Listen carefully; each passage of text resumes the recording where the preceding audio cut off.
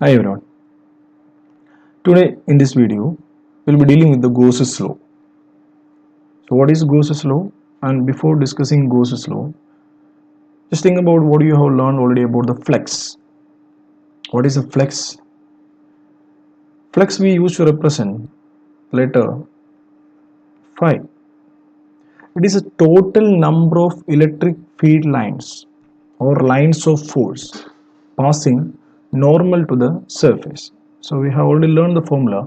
Flux phi is equal to E dot delta S represents a small area. That is a flux we have already learned.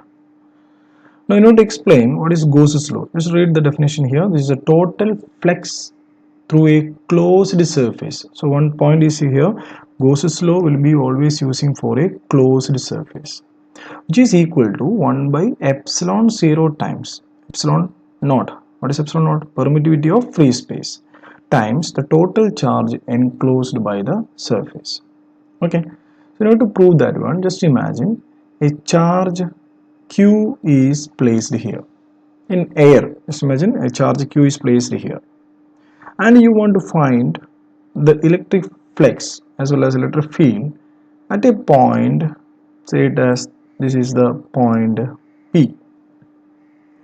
In order to find the flux passing through this point P, just imagine a surface.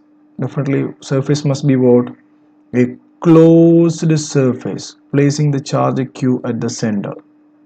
And including this point P, just take the point P including a small area here. You can see here, this is a shaded area, small area in a spherical shape, Gaussian surface. Now at the point P, you can see here, what is the direction of area vector?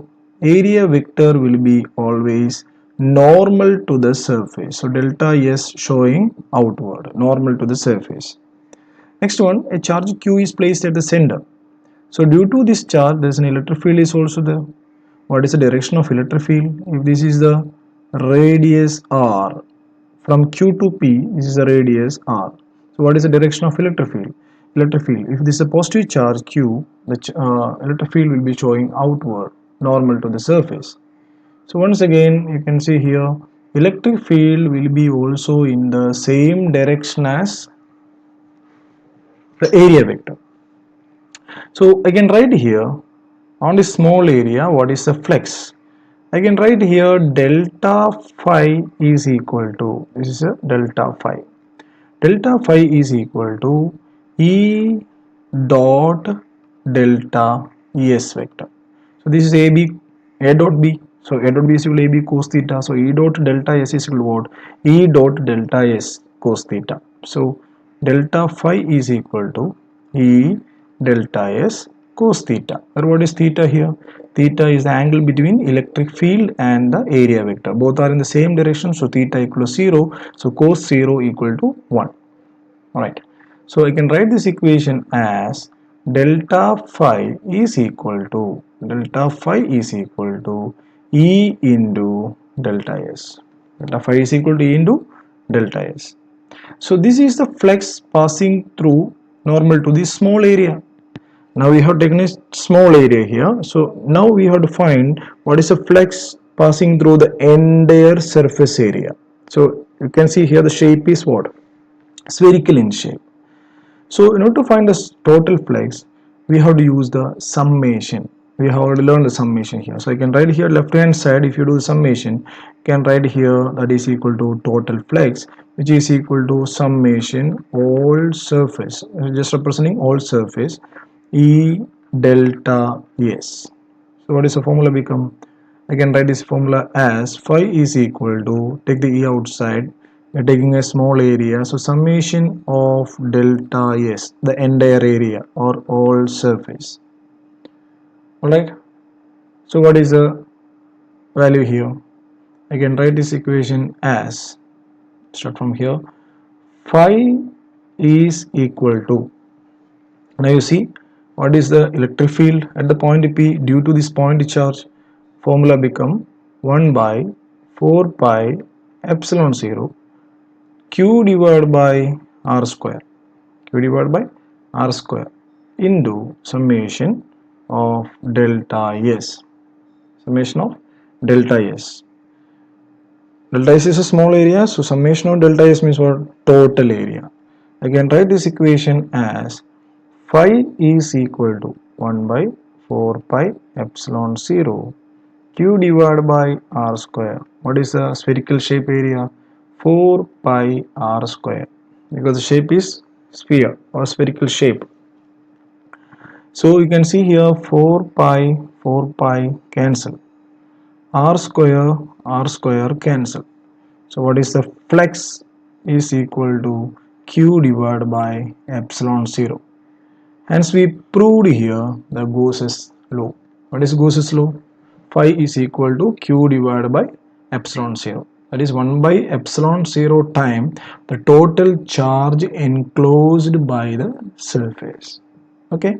So this is the explanation of Gauss's law. Let me conclude once again. Gauss's law is the generalized form of Coulomb's law. Okay, now deduce the Coulomb's law from Gauss's law. So we know the equation once again according to Gauss's theorem. Phi is equal to q by epsilon 0. If you take this small area, I can write here delta phi is equal to q divided by epsilon 0. Okay, so we are going to deduce the Coulomb's law from Gauss's law.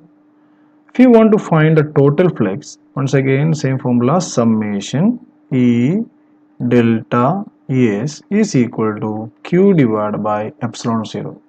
That is E into summation of delta S is equal to q divided by epsilon 0. I can write this equation as E into, what is this total area? Spherical shape, right? 4 pi r square. So you can write here E into 4 pi r square is equal to, after doing summation we will get the 4 pi r square, q divided by epsilon 0. So what is the equation of electric field here? 1 by 4 pi epsilon 0. Take this 4 pi r square to this side. So we will be getting the q divided by r square. Now we got equation number 1 as an electric field. Now you just imagine a charge q0 is placed at the point P. What is the peculiarity of the point P? At the point P there is an electric field is there. So definitely there will be force will be acting on the q0. So what is the force formula? Electrostatic force of, we have learned in the first section. So F is equal to q0 times E. Substitute this equation as F is equal to, what is E now? We have already known E, 1 by 4 pi epsilon 0 q divided by r square into q0. You see this one? We got now the equation for the force. This force formula we have deduced from Gauss's theorem. Clear? So what is the conclusion here? Gauss's theorem is the generalized form of Coulomb's law. Okay, so Coulomb's law and Gauss's theorem, it's not a two different thing, the same thing. Electric field intensity can be found in Coulomb's law due to a point charge, where in Gauss's theorem we are applying Gauss's theorem to find the electric field intensity due to what? A symmetric charge distribution. Okay, I hope you understand this topic.